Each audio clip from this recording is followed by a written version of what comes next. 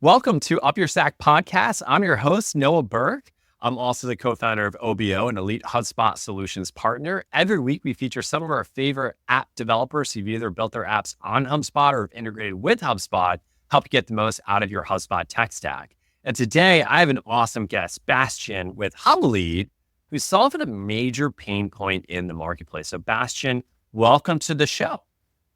Hey, Noah, thanks for having me in the show. Awesome. And why don't we just get right into it? What exactly does Hublead do?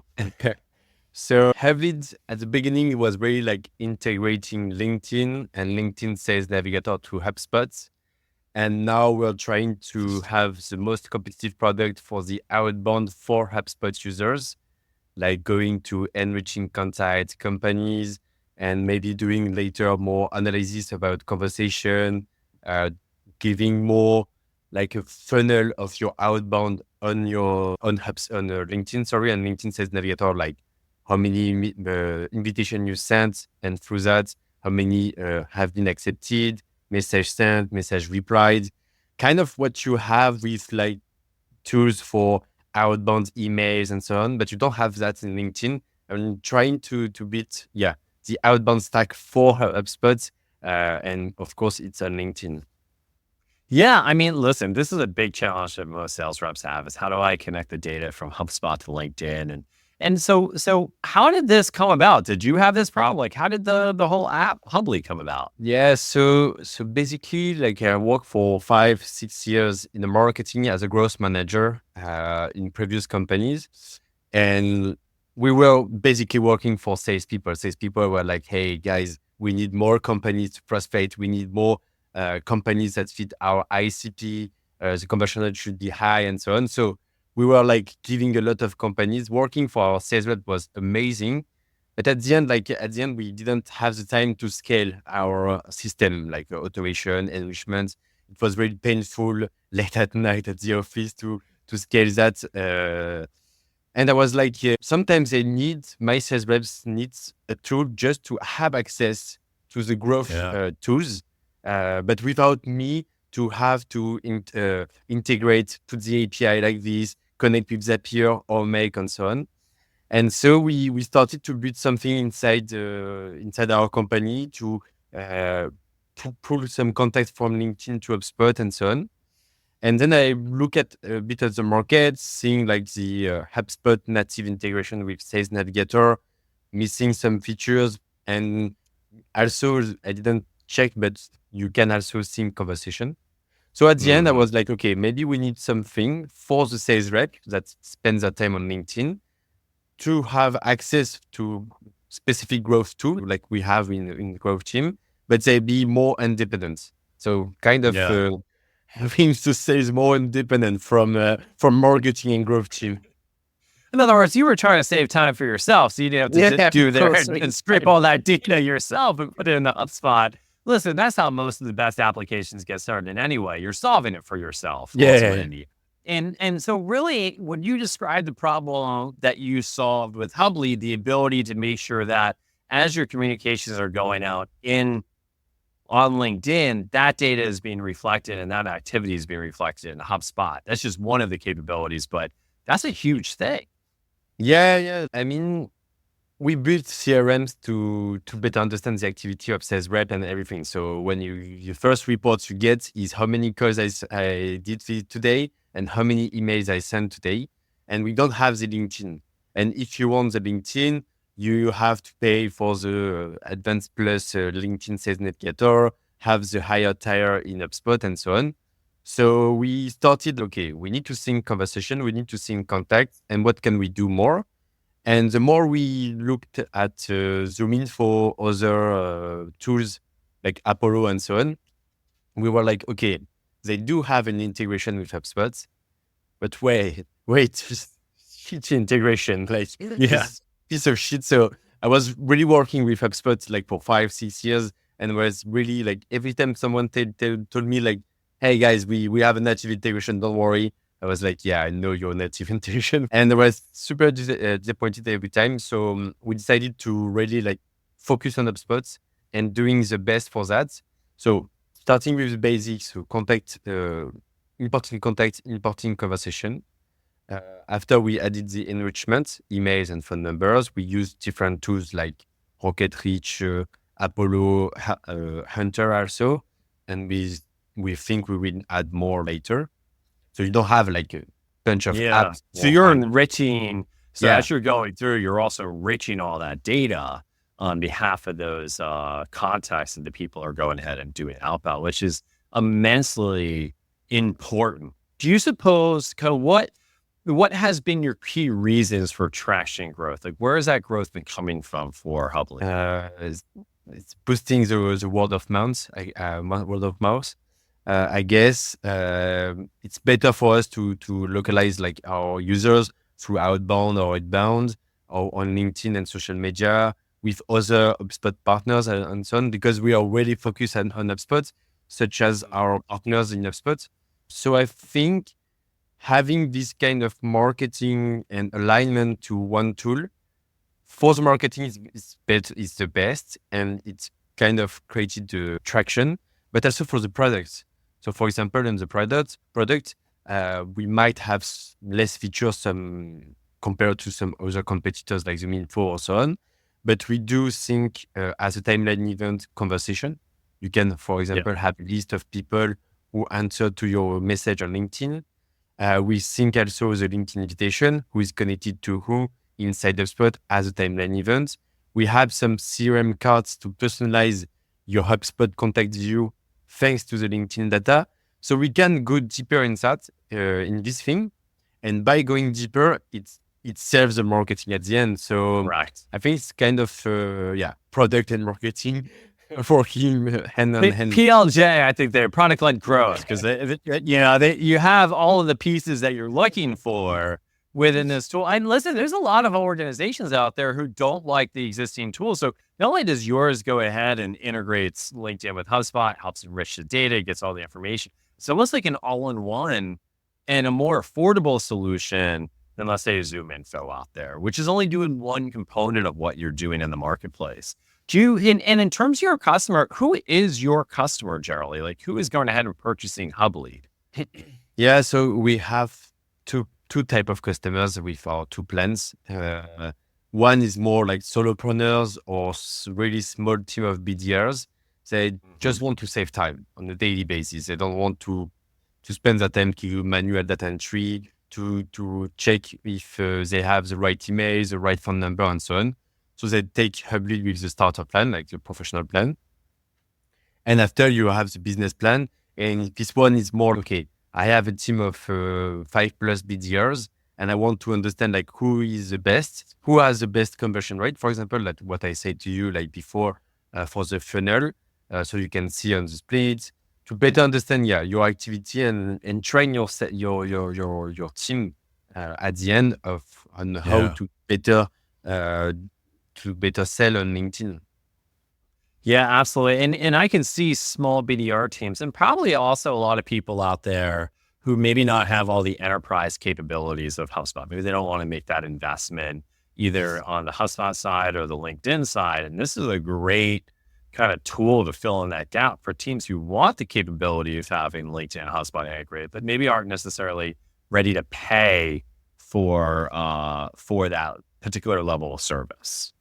And at the end, like HubSpot was really built on the thing that you have one app that is doing like a lot of things inside one CRM, like starting with inbound, of course, but you have the sales, you have the marketing, service hub, and so on. And at the beginning, HubSpot was really like inbound CRM, inbound tool at the beginning. So when we built Hublead, we said, okay, if we do only HubSpot, we need to have the same approach they have. So we have to enable the email enrichment, call enrichment, and everything like doing what other tools are doing, but just in one tool. You don't have the complexity to think about like 10 tools and how you will integrate with them. You're more like one simple thing, have everything inside. We pick the best features from the market, doing only 2 HubSpots, and see what's happened later. I mean, listen, it's a great way to build a product, making sure that you kind of have it. And I think HubSpot is a great example of an all-in-one And it's not easy. It's hard to do that, because a lot of people may say, hey, listen, you're doing so many different things. How can you be great at that one? But I think if you have the mindset of that core foundation of what you're building, you continue building up that core. So that kind of brings me to my next question for you is how do you differentiate from the competitors in the space? And there've definitely been a lot that have kind of proliferated in the ecosystem, not necessarily purely HubSpot as you are, but how do you differentiate against these competitors? And I also imagine there's different types of competitors that you think of. It's not just fitting into one bucket. Yeah. So for competitors other than the HubSpot native, so third-party tools such as ZoomInfo or even Apollo, because with Apollo you can create contacts and then import to HubSpot. We differentiate like with the capabilities to modify your HubSpot from LinkedIn, and also, as I said, like the CRM cards, personalizing really your HubSpot, pulling some report inside HubSpot with the conversation, invitation, and so on. And you can have access to who is connected to you on the HubSpot contact view. So raising your CRM with LinkedIn data. And for the native integration, so we were really scary at the beginning. Like we quit our job and we were like, yeah, Hublead is working. Just all in. You're like, burn the bridges. And now we're so like at the last inbound new announcements with our newest integration, and we were like, but at the end, like the plan from the native is only for Sales Navigator Advanced Plus. So it starts at $160 per month per user. Correct. And you have to have at least 10 users. So it's really prohibitive for small companies. So that's where we are, and we can convince the people. We have also bigger companies that are more interested for having less features than the native and at a fewer price. But in the native, like for the native, you have the sync of list and so Sales Navigator list and HubSpot, and it is done automatically, and we are working to do that also. Don't know if we will be as strong as them, but I think we will do a pretty decent job. Well, I think there's definitely a big market out there for the companies who don't necessarily need 10 licenses and want to spend $2,000 a month. Plus, you got to have all the enterprise features within HubSpot as well. Like, there is a ton of companies out there of HubSpot Professional, like Sales Hub Professional, who may have 4 or 5 sales reps. You're talking about a massive addressable market. Think of your professional services organizations. Think of, companies out there, most likely they don't have 10 people day in and day out for your team. Especially the HubSpot markets. When you look at their market and their clients, they don't have a ton of people, a ton of companies really big. And also in the native, I just forgot and remember, you don't have actually, it integrates LinkedIn Sales Navigator to your HubSpot, but not the regular LinkedIn. So every messages you send on LinkedIn won't be synced inside HubSpot.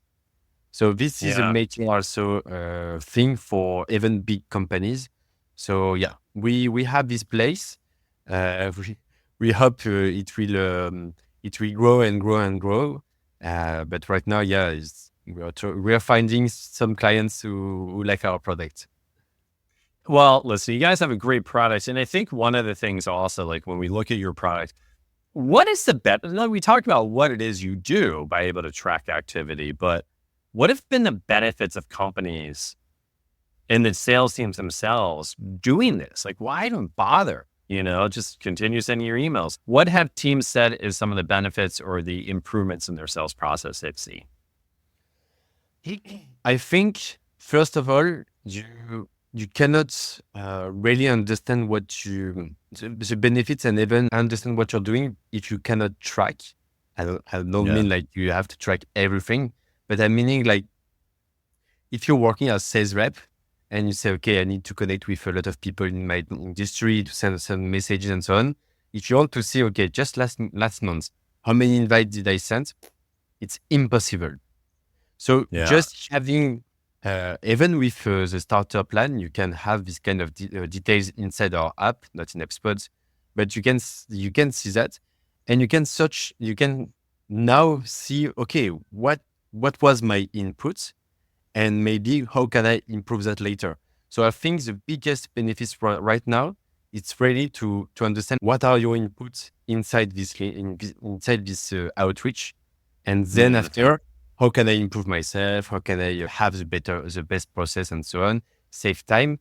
But frankly, having the input, and that's what I say to my employees and everyone I work with, is that focus on inputs. Later you will have outputs for sure, but focus on your inputs.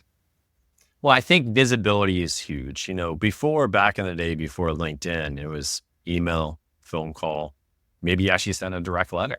There was only so many different mechanisms to communicate.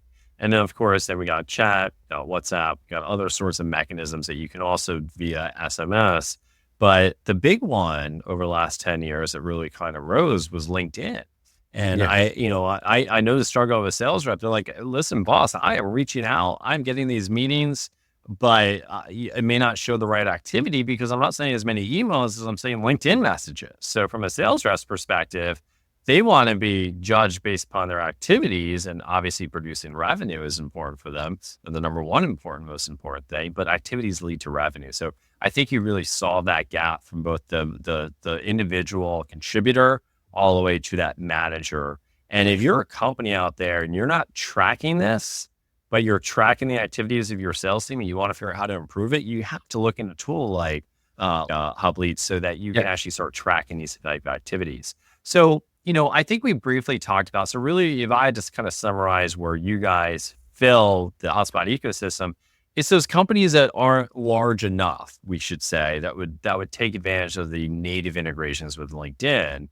But that's just a small portion of the marketplace, those larger companies. I mean, don't get me wrong, it's growing, it's enterprise. Yeah, you're really fulfilling the middle market. Yeah, completely. Like, as I said, like with 10 license at the requirement, the price is very prohibitive for a lot of companies, even companies with 20 sales, when they look at the price and they say, okay, but I'm already paying like enterprise with HubSpot and so on. So yeah, we're diving inside this kind of community and trying to build with them what we can do, maybe some automation later. Yeah, what really I said earlier was really just better understand what are your stack right now for the outbound, and how can we pick some incredible features from some software and build an all-in-one software for outbound, especially for HubSpot. But we're kind of duplicating the strategy of HubSpot, beginning with Salesforce and inbound as an inbound market. Not sure. I don't think we are doing the same with HubSpot, but kind of having the same approach. I really like this approach, and I think it will pay off. Yeah, absolutely. I mean, listen, if there's one company to model after what they've done so well, I would say HubSpot. You can't go wrong with that. Well, what does the future of Hublead look like? What's the technology roadmap? How are you going to be incorporating stuff like AI into it? Yeah, so right now we are still working on what I said to you, like the bulk export. So synchronizing Sales Navigator list with HubSpot. And later we have two different views. One is automation, and the other one is more training your salespeople for automation. So of course you can think about LinkedIn automation, sending invites, sending messages and so on, or plenty of other things. And you can, of course, add AI in this, but I'm more into semi-automation than full automation. I'm more into, okay, we need to help people to save time and add this spicy thing on the text to be more personalized and increase the conversion rate. And the second thing will be more like, since the biggest pain point at the beginning was really to sync conversation, maybe we can like analyze conversation sent to a prospect and better understand which kind of message is more relevant for your ICP, and how we can help you to craft powerful LinkedIn message, something like that. We are kind of on these two borders. Maybe we take both, but for the focus, one of them would be good. I mean, listen, they both sound fantastic. Who would like to know what messages are working and what's really resonating with your audience? I don't think you're going to have a salesperson be like, whoa, I don't want to do that. I think each and every one of them are going to be like, yeah, man, that seems like a great idea. I definitely want to do that. What are some lessons learned that you would share with other organizations who are trying to build apps on HubSpot based upon some of your own experiences? It's still the beginning, so how to have a really great lesson, but I would say don't be afraid to do only one CRM. It's a bit risky. A lot of people will say to you that it's risky, but if you don't take any risk, you cannot build something valuable. So I think like sometimes you need to trust your gut. You won't have you won't have the truth right now, and you won't have it right now. But I think sometimes you need to focus on something and focus. We wanted to do Salesforce like one moment, and we say no. We need to get rid of that and focus on HubSpot.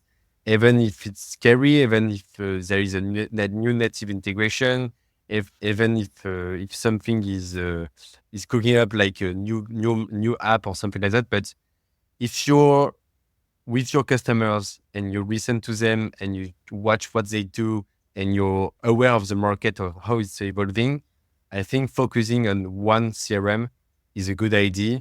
And later you can expand to other CRM if you want more independence, something like that. But I saw some companies like there's a company called Gorgias. It's a help desk for e-commerce. And at the beginning, they focus only on Shopify help desk. And now they do 2 or 3 other CMS. But this is a big company. Like they have 300 or 400 people, and they are really big. And they focused only on Shopify first. So I think you shouldn't be afraid to focus on HubSpot. And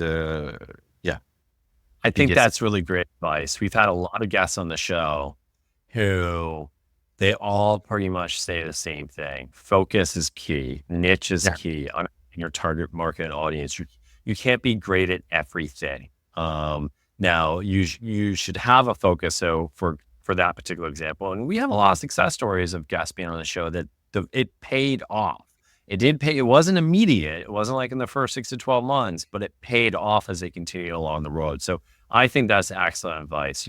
Bastien, this has been a fantastic conversation. Again, I love your tool, what you guys are working on over there. And to our listeners, first and foremost, thank you so much for joining us. It really wraps up today.